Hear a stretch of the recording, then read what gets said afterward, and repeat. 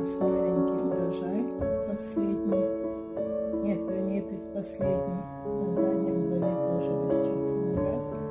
Завтра уберу. Сейчас все переберу, помою. Плохой виноград отдам нашим курочкам и цыпляткам. Пусть кушают витамины. А хороший будем кушать сами и угощать соседей. И детишек, и друзей, и всех родственников. Все, всем хорошего дня. Пока-пока. У нас уже 9 утра. Вот что у нас получилось.